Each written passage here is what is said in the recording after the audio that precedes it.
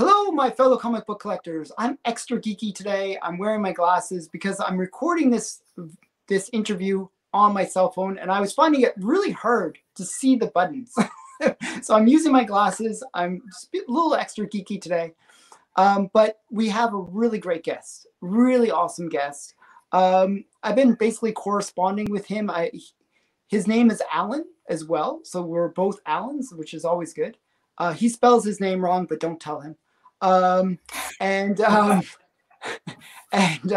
Basically, yeah, we've been, sort of corresponding through email, and he watches my channel and he has a great collection. He's been collecting for many, many years, and we're going to get to see his awesome collection. So without further ado, I'm going to bring him in.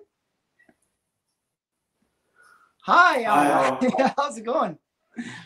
Well, whose parents didn't know how to spell? Was it yours or mine? So the correct way of spelling Alan is with two L's, A-N. You're close, but not quite there. So yeah. Yeah. I'll give you. I'll let you on. At least it's not A-L-L-E-N, which I think you do in America. Everyone spells my name wrong. Usually they spell it the way you spell it. So I think that's the most common spelling.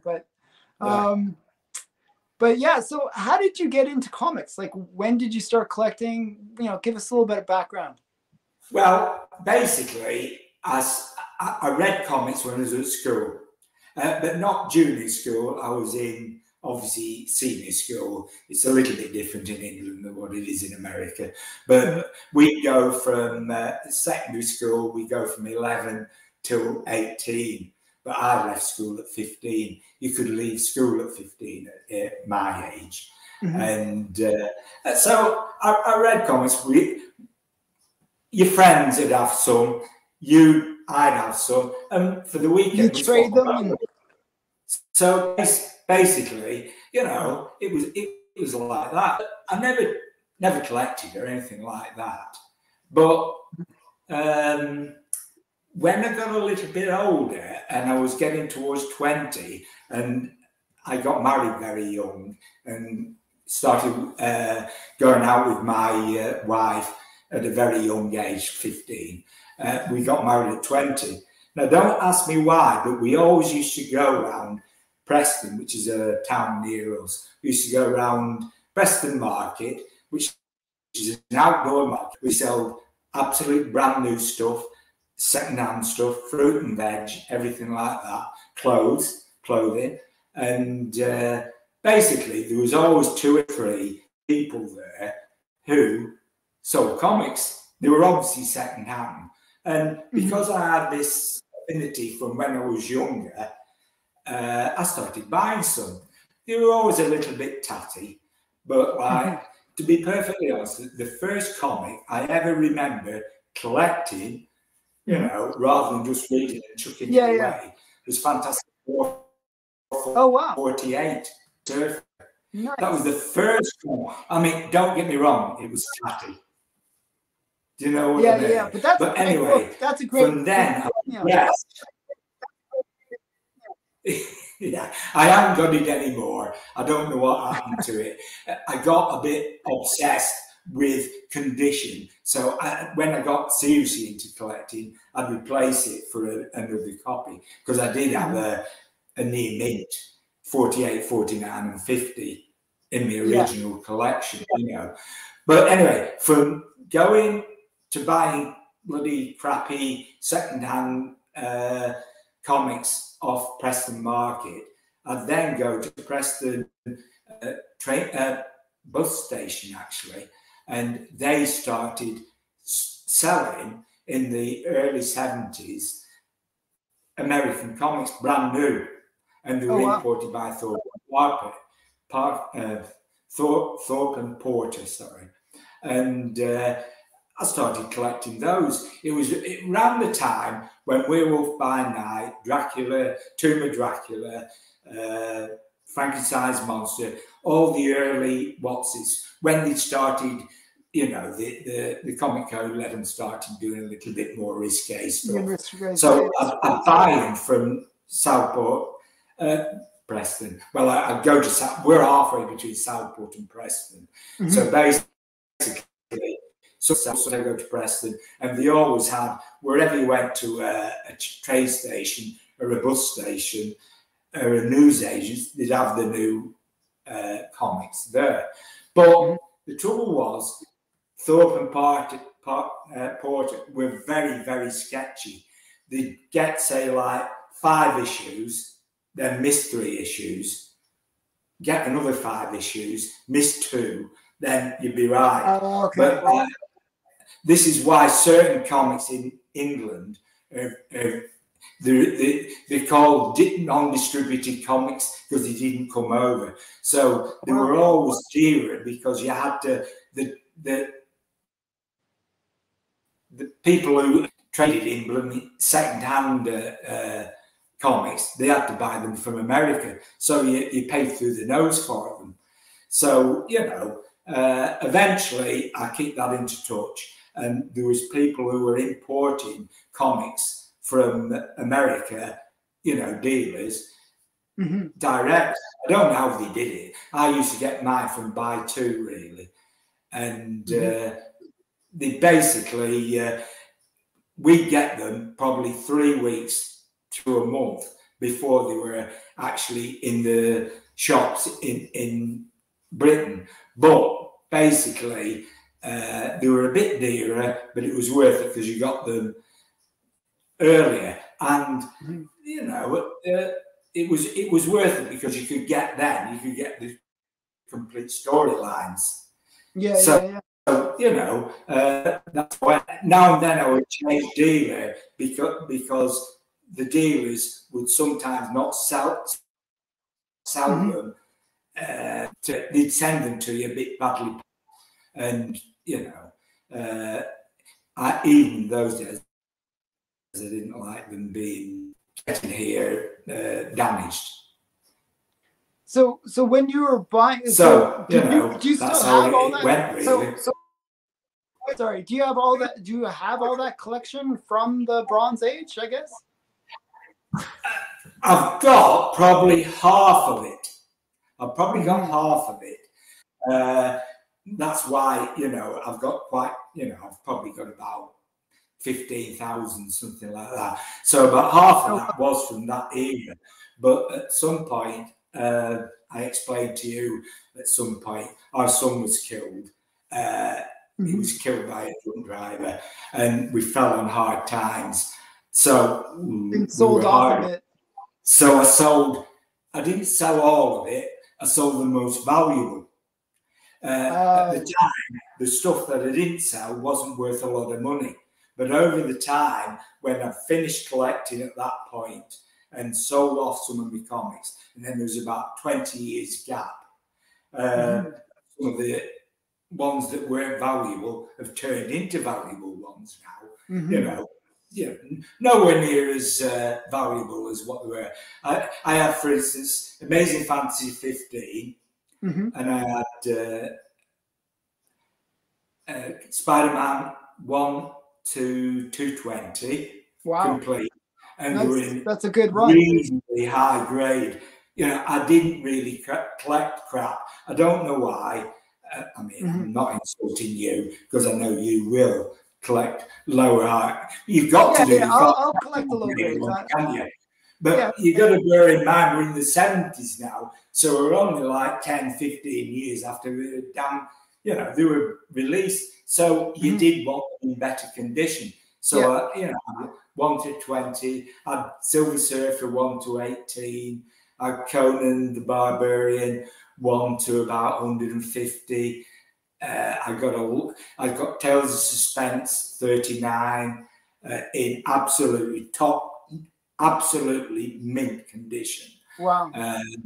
I had a lot of very good, very high grade keys, and from starting collecting in about 71 to finishing in about 82, I reckon I'd spent about £8,000. I did keep a rough tally of what I gave for everything. Yeah. When I sold the biggest part of it, Say, for instance, the Spider-Man 1 to 220, I got £15,000. And so you doubled your money just on that one part. Yeah. Yeah. So that's, but I mean, I wish I had just. That's that's a good. You did well with the investment. Oh yeah, I mean, but now that collection would be worth way more. Yeah. £2 million. Yeah, it'd be worth crazy amounts of money. What can you do? You know, but you don't. We don't have that crystal ball that says, oh, we should buy this thing now because it's going to be worth this much later. Probably when you sold it, you thought, wow, this is as much as this is going to go for. Nobody thought books would be worth what they are now. For instance, I bought amazing. Remember, I started collecting in 71 and finished in 82. Well, in 1980, I bought my Amazing Fantasy 15, and it cost me £80. Well, that's not too bad. Well, my wife Sheila, nearly died of a heart attack when I bought it. It was like the equivalent of 2 weeks' wage. Really. So you're big spending. Yeah. And the same afternoon, comic. It was a national one then. There's always a national one in England, and it's now in London. But that year it was in Birmingham. So basically, me and Sheila went with our son, who was 3 years. He was either 2 or 3, I can't remember. But it was great. He really behaved himself. And we stayed there Friday, Saturday, Sunday. And I went, and there was Jim Steranko there. I got his autograph.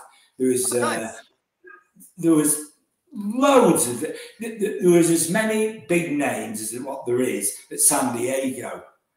But like Jim Steranko and that'd be cool. That'd be those people. It would be really cool to meet those guys. I had Captain America 113. Is that the one with the cap with his shield, the green background?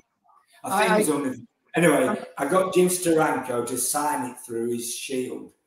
Nice, fantastic! That'd and be cool. I got the amount of autographs I got on books then. It was unbelievable, But and in the same afternoon, I bought Amazing Fantasy 15 for £80, and I'd taken a lot of duplicates in my car because it was a NEC,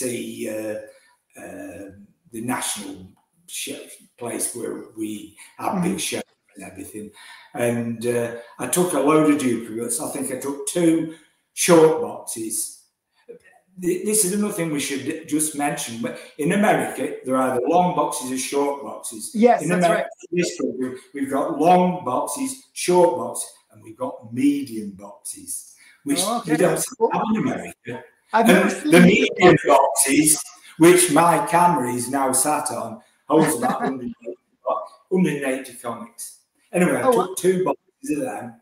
So I traded the 2 boxes of duplicates for Fantastic Four #1. Wow, that's a good trade. I bought Amazing Fantasy 15 and got Fantastic Four #1. Wow. And did you keep those 2 books? No. When we fell on harder times, the £80 Amazing Fantasy 15, I got £3,500 for. See, that's a good return.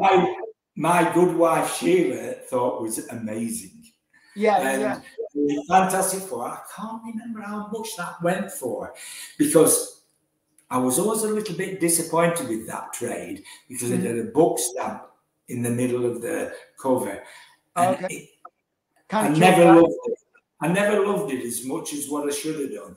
And I think I let that go a bit cheaper. That's a shame. So what grade was the Amazing Fantasy? Amazing Fantasy, I put it at about 7.5. Oh, wow. That's like a... I'm a strict grader, and I do understand grading. I'm like Mark. If I say it's 7.5, it was a 7. Yeah, so it's probably like that'd be like 300,000 or 400,000 nowadays, right? Yeah, yeah, definitely would. Yeah. Definitely would. So how about you show some of your books and like we'll we'll get you to show some of your books. I'm gonna make you Okay. big. One sec here. Oh, How do I make hold on a sec. I think wait. who's running down. Oh, there we go. Okay. I made you big. What do you want to see first? Or is it up to me? Whatever you like. What are some of your favorites? So show some of your favorite books. Well, there's Yeah. N94. Mm-hmm. And I bought that 2 years ago, I think. And it's got $4.99.95 on the price. Oh, wow. Because I was friendly with this dealer and the lockdown was on, I could buy the comics at half price. So I actually gave $250 for that. Not too bad. Not too bad. Not so too is that a high grade one or mid grade or that is again, I'd say is about an 8.0. Nice. Actually, that's a really good deal. You know, I mean, to be perfectly honest, I should have things like this graded, but when you live in England and it's really hard. These stories of them waiting 2 years to come back, a year, so should I say. Yeah. You know, at my age, I don't want to bloody send it away. You know, while it's away, I'm dead. Yeah. You know, I mean, it's so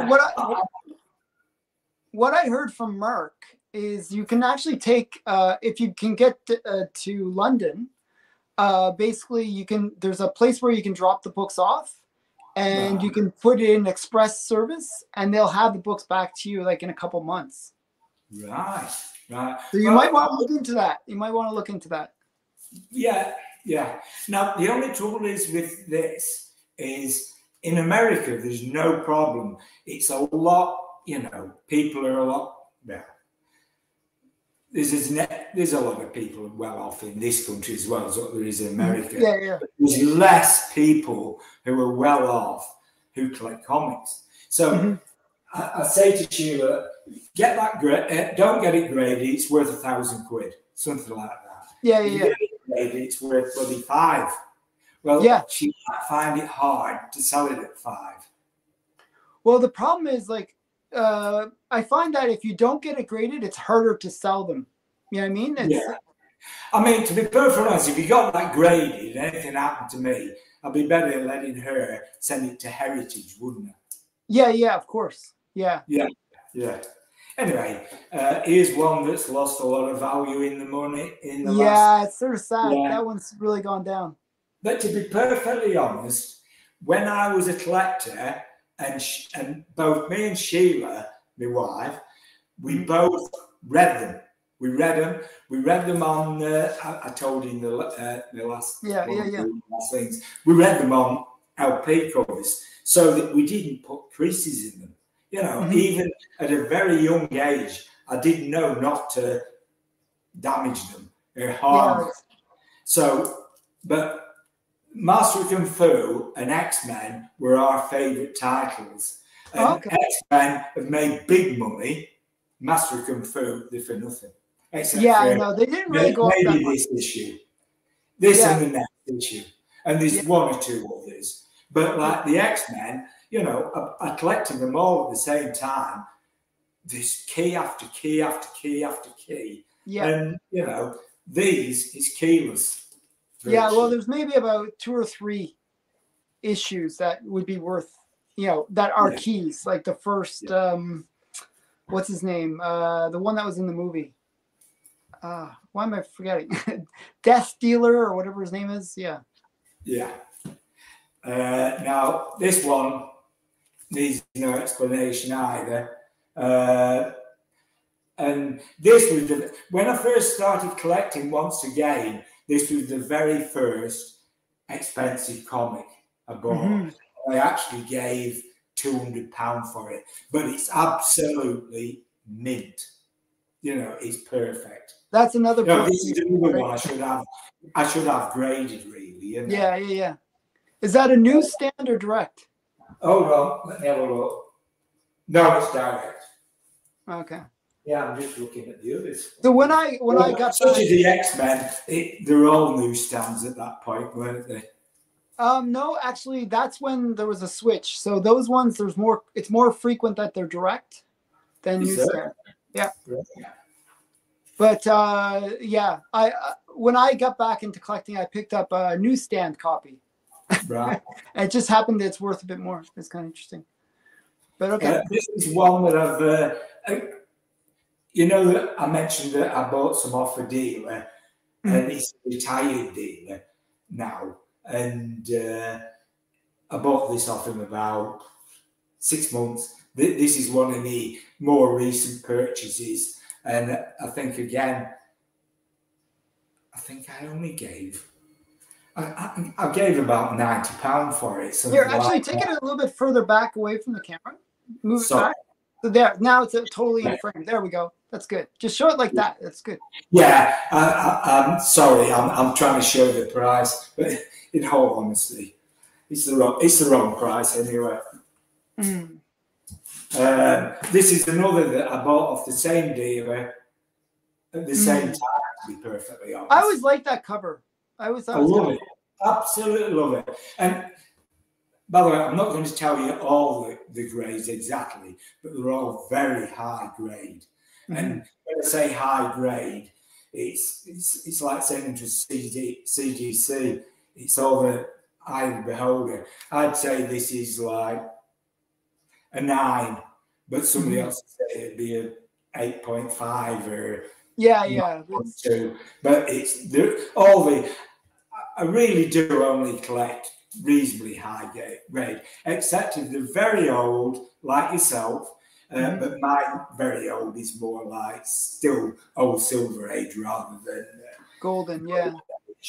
So, I mean, if I do want some very old tales to astonish and tales of suspense and things like that, Spider-Man, you've got to dip below, haven't you? Really? Yeah.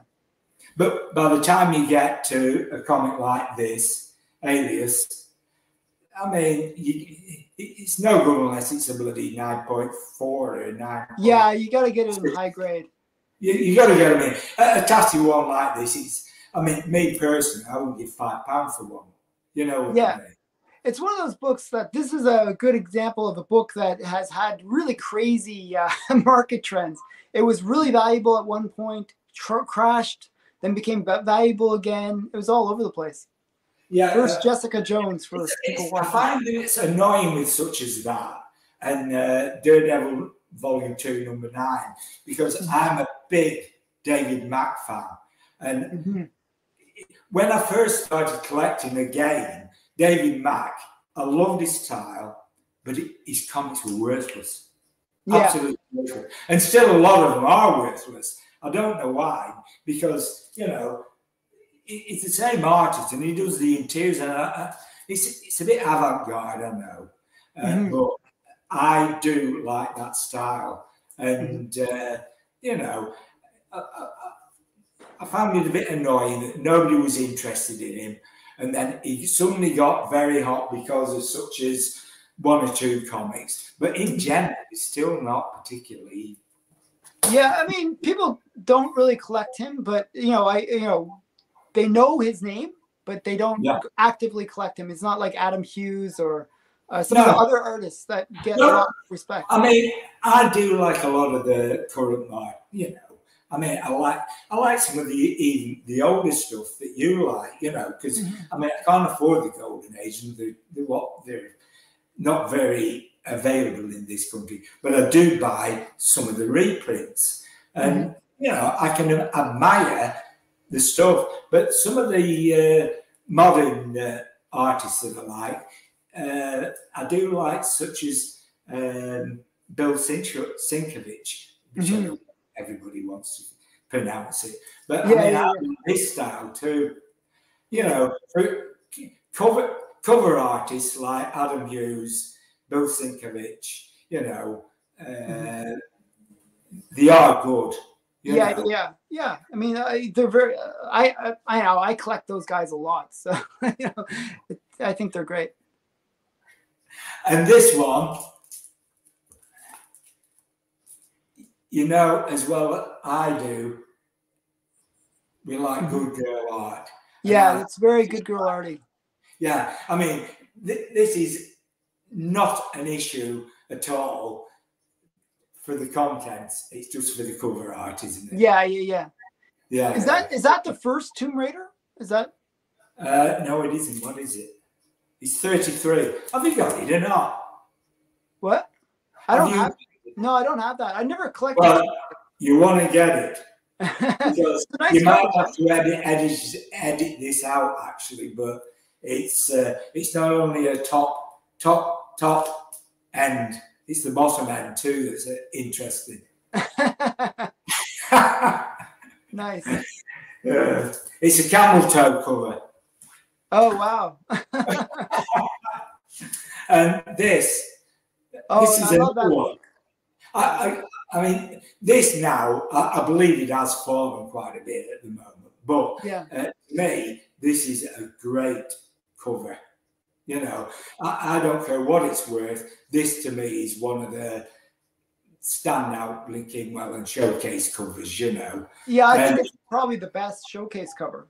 Easily. And you know, the friend that I keep mentioning about buying some stuff off when the what's it was on, the lockdown was on, basically he's a dealer, but he's not a collector. And sometimes he actually hasn't got a bloody clue. And I think I bought this off him for 15p. Oh, wow.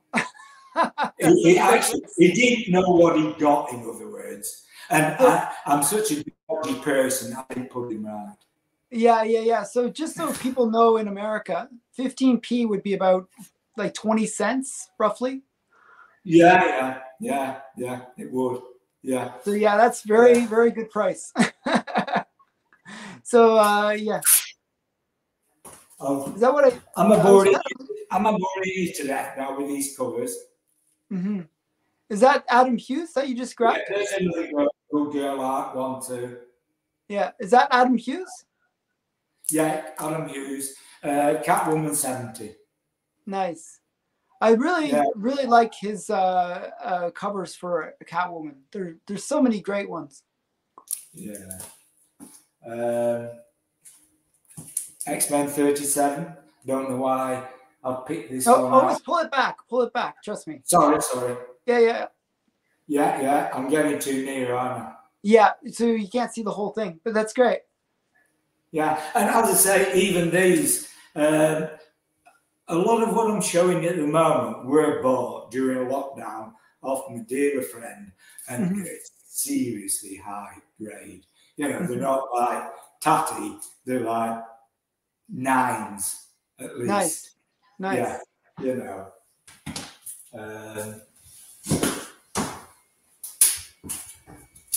I'm taking the wall books down now. All your wall books. This is another same dealer. Sorry. Yeah. Fantastic Four 47. Yeah, that's another key book for the people that watched. Was the Inhumans? I get it down as 13 Inhumans. Yeah, the Inhumans. Big issue for the Inhumans. Yeah, and here's another book that's gone down considerably. Yeah, second appearance of Werewolf by Night. Yeah. I just picked that book up for so cheap. I was like, because like I kept on bidding on it. How much did you pay for it? Now, what is it worth now? So that's the second appearance of Werewolf by Night. Yeah. The one before it is worth a fortune. Yeah. So when I picked it up, like I was trying to bid on it like in 2022 and 2021. Every time it'd be $300 to $400 for like not even a high grade, just like maybe an 8.0, 7.5 kind of range. I picked up an 8.5 recently for $150. Right. The price has really dropped on that book, which is sad. You know. Yeah. But I do think some of these big drop books, though, if they're proper keys, they will go back up. Oh yeah, definitely. That's You why. know, I mean, nearly everything I've shown you has gone down, but I think if the proper keys and not just flashing the pans, I think they will go up personally. Well, Moon Knight is a proper key character. He's not like some flash in the pan character. He's a character that's loved and respected. So, I think, you know, right now is the time to buy his keys, right? Because they're just undervalued. Yeah. If you just got the money like yourself, the moment, this is the time to be buying. But can I also say, I think the big drops are on the graded books, where people like me in England, I know there's a lot of graded books on sale, and there's a lot of people who collect them and all the rest of it. But the graded books in general, and I have got some, they seem to have dropped more than what the raw books are. You know, say if they've dropped from, like, they say this book's dropped from $1,200 to $700, and it's an 8.6 or whatever, 9.4, you know, whatever grade it is. If it's raw, it's dropped, but not dropped enough. So, you know I'm not sure if you saw, like, I did a series where I was looking at low grade books as investments. Yeah. Like the 2.0s, you know, that kind of range, that lower grade, that's kind of like not the best grade to be buying, but, you know, it's a good entry point book. Okay. What I've noticed is if you look at the 9.8s, the 9.6s, those have been hit by the market the most. Yeah. Because they were way overpriced. They just kind of went crazy. Exactly. Overpriced. The low grades, people still want to get those books. They still want to be in that entry point. So there's still enough of a market that it keeps the prices pretty stable. Like I was seeing price corrections on the high books, on the 9.8s, the investment grade, as being like anywhere from 50 to 90%, like just massive drops in prices. On the low grade, there was some reduction in price, but it wasn't as much, maybe 20%, 30%. You know, it was like much smaller decline. So it was kind of something I kind of was that's why I was recommending like the lower grades to people way back when, because I thought it was a bit of a safer investment. Right now, what I see as an opportunity is to take those low end books and then get the higher books, get in on the higher books for cheap. I think what's going to happen is there's going to be a lot of people that do that, and where they try to like trade up basically. And those higher end books will start to recover faster. And I think we'll see that kind of turn in the market where the higher end books will start appreciating more again. For such as yourself and a lot of people who buy expensive books, it's a good time to upgrade. Yeah, that's what I'm saying. Sell off your lower grade one and buy one two grades higher. Whatever. And what we're seeing is a lot of price compression where, you know, like a 2.0 and a 3.0 might be almost the same price, or a 3.0 and a 4.0 might be almost the same price, where there's a lot of price compression going on. And that's always a good opportunity to upgrade, like, you know. So, but for using an example for me, where I'm trying to buy raw copies, because the equivalent in a graded is far and away too dear, is Marvel Spotlight 32, and I've got all the Spider-Woman things. Yeah. Everything. You know, savage shit, you know, whatever. Yeah. And I still can't buy it any cheaper than what I could have done 18 months ago. It's still the same price. It's still £200 plus, you know. Yeah. That book. Probably $250, you know. But that book has a bit of hype right now around it because of Into the Spider-Verse is going to have her. they've race swapped her, which is kind of annoying, but but she is in it. You know, and so there's a little bit of hype holding that book back up a bit. It had fallen a bit though before. Right. I have, you know, I have noticed. I hadn't even thought about that actually. But you know, it's just annoying that some of the things, you know, that have fallen in high grade graded books, they haven't really fallen enough to get back into my price range in raw. You know Just what wait I a mean? few more months. Wait a few more months. We're saying it's great at the moment to buy some, you know, books that have fallen. It isn't quite there for me buying raw. They might have eased a bit, but they've not gone too low, you know. They've not fallen back into my price.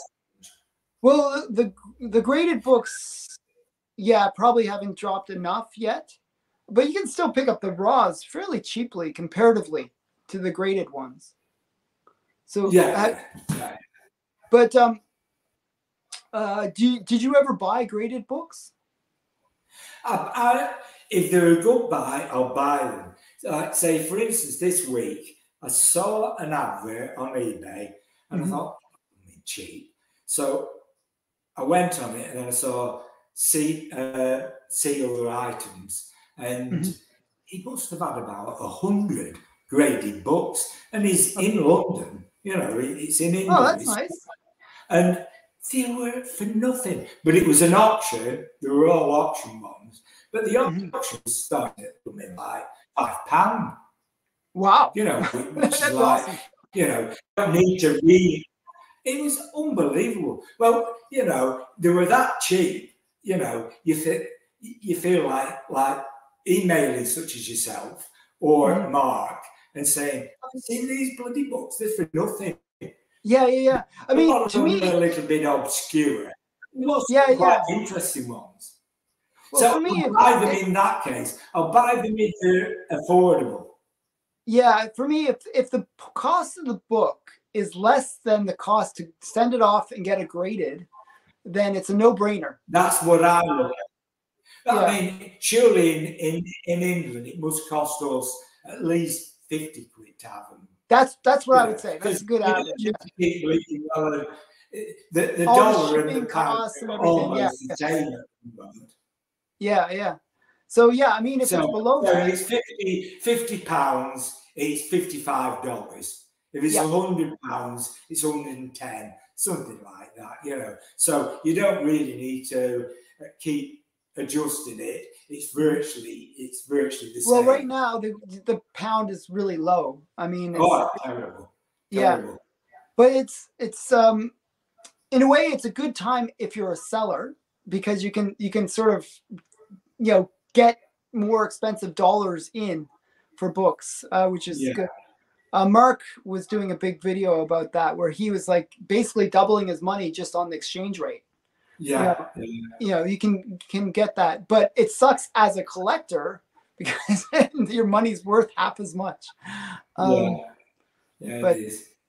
But that happens. Hopefully things will recover and you know, you can start buying again. So do you have any other books you want to show before? I'm a boring into that. No. One sec here.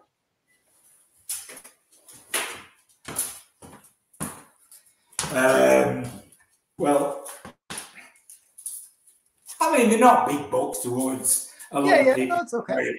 But they're okay books for English collectors. There's that one. Okay. That's not really why I'm showing this one. It's the fact that I've got the variant. See, to me, I actually really like that variant. I absolutely love this, and this is another one that's dropped. And I've priced this for Sheila, if anything happens to me, at about 350 quid, but it's gone down a lot since then. I actually bought this for about £5. Oh wow, that's really good price.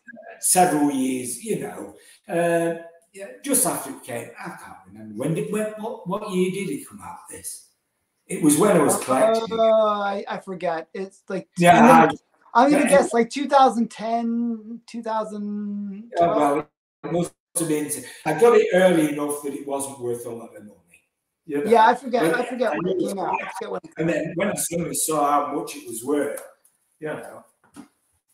Yeah, I picked up that book from somebody that watches my channel that just happened to have it, and he gave me a great deal on it, so I was quite happy. So, but that's This is another good girl art one. Okay. It's the number one. Oh, tarot. See, Yeah, I love that series. Yeah, yeah. So it's a good girl art one, isn't it? Yeah. Did you collect tarot? I've got. There's that many of them, and it was that far in by the time I found out about it.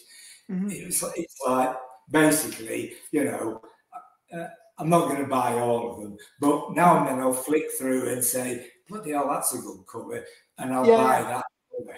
And obviously, that was from my dealer friend again, and he happened to have it, so it was at the right price at the right time.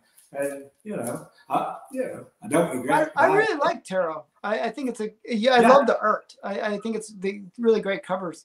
No, I actually had the complete collection of tarot. I have like a long box devoted to it. I'll be honest with you, right? I like that, and I got into that, and then I found out the artist. It's Jim Balance, isn't it? Yes, Jim Balance. He did Catwoman. He did Catwoman. So yes. I went and bought Catwoman ones for nothing.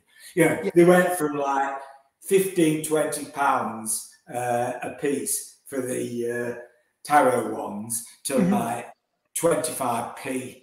I'm exaggerating, but they were for nothing. I bought about 1 to 50 for more or less what you get 2 blinking well in tarot ones for. Wow. It was one dealer in particular at the time when I was buying about 2 or 3, 4 years ago. He had virtually everything of them, and they were literally only about £2.50, £1.50, something like that. Oh, that's really cheap. It's for nothing, That's Avengers number 5. Number 5, yeah. Is that a American edition or UK? It's actually an English one. And I sit on the fence between that. Because I'm English, we think the English ones are worth more. No, I don't. To be perfectly honest, I don't. I think they should be worth the same. Because certain dealers do think they're worth more. And if you look in the price guide, on the last price guide, I think it was, there's one dealer in particular asking for English copies. You know what I mean? Yeah. I don't think one should be worth more than the other. They should be worth the same. They definitely should not be worth. If it was a cents copy, and it was worth 200 quid, a pence one should be worth 200 quid. One or the other should not be worth more because, it's like Mark said, you said, loads of other people said, if you go on the census, there'll be hundreds of these in this grade with the census, and there'll be an absolute fraction. Yeah, about 100th. An absolute fraction. Yeah, usually about 100th. So actually, the funny thing is, my Avengers 5, I have Avengers 5 as well, is a pence copy. Yeah. And generally, it's a little bit unfair because, as I said, they are about 100th, the 100 times rarer. And I picked it up for about half the price of the American. Yeah. I agree. I think it started to move slightly better. Yeah, I think people are, because what's happening right now, especially during COVID times, because COVID times the prices were going crazy. What happened was people were getting priced out of cool books.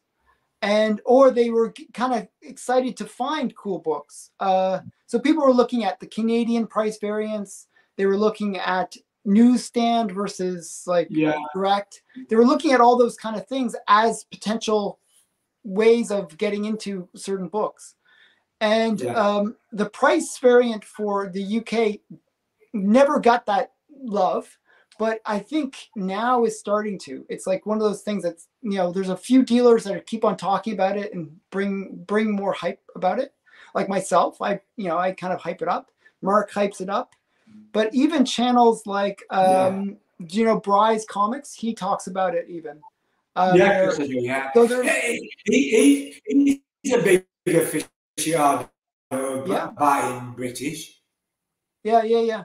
So I think once you get a few more of these, very good. Yeah, I think once more influencers, like more of the bigger channels, once they start embracing the UK price variance, all their followers. I didn't really like it when. Sorry, what? Yeah, I didn't like it when you had that last week. The other English person who's a lot more famous, obviously, than such as me, because I haven't even got a channel, but he was bringing down English copies, and I thought, how unpatriotic. Was he Scottish? I think he was Scottish, wasn't he? I think he's English, actually. But I think what it is it's the same as like with me. Like I used to be the same way.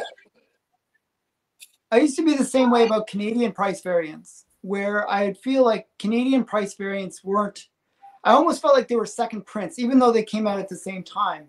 I think a lot of people have that stigma around the UK price variance where they feel like it's later.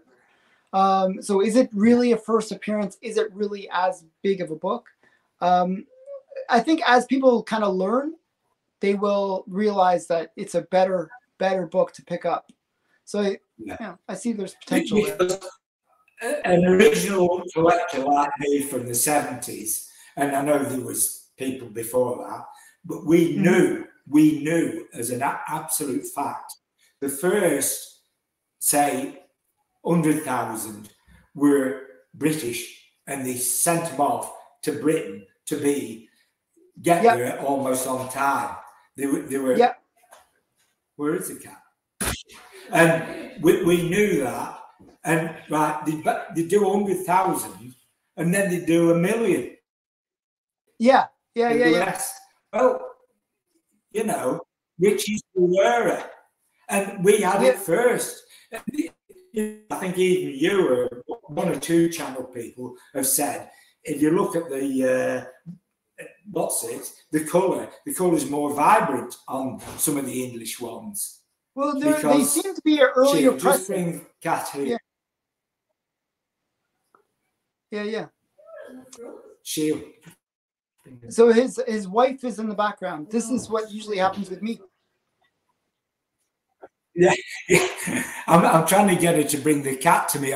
We get a lot about another 400,000 viewers if I show a cat. Yeah, this could become one of those great cat videos. I'm only joking. we could have a cat video here. If you could get the cat to play the piano, then we'd really do well. So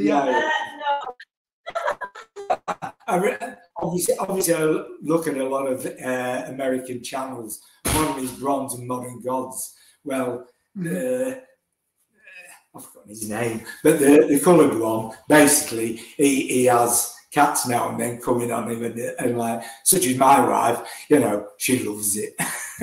Yeah. There's a lot of cat lovers in that. Even Comic Tom has a cat, so you know. Oh yeah, even Comic Tom. Yeah. That's his only blinking, redeeming. No, you might see this, but no, I do like his comics. But when he's got his cat with him.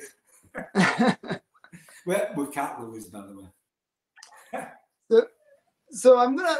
Sorry. So what keys are you going for now? Like what would be the books that you're chasing now? Well, I mean, there's always, obviously, when you've had it, when you've had a big collection like mine, and when I mean it's not massive, I think I've probably got slightly more comics now than what I had in the first collection, but they're not as valuable.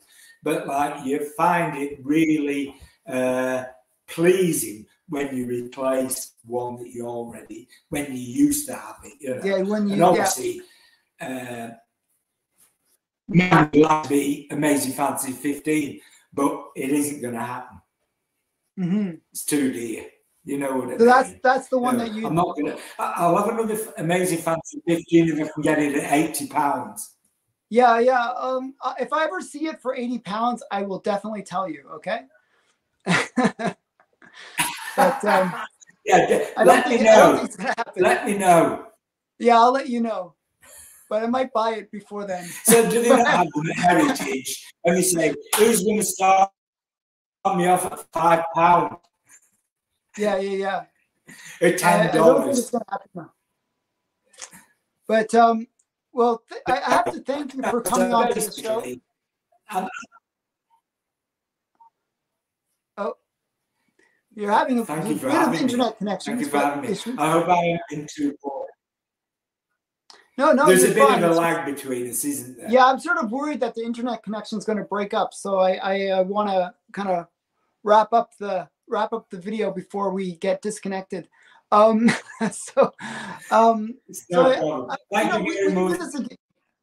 do this again in the future. We can always do a part 2 in the future, so don't worry. I love that. Yeah, so we'll try to get better internet. So again, thanks for coming on the show. Come on. Yeah, and we'll try to do this again in the future. So thanks again. Bye for now. Thank you very much, Alan. Bye. Bye.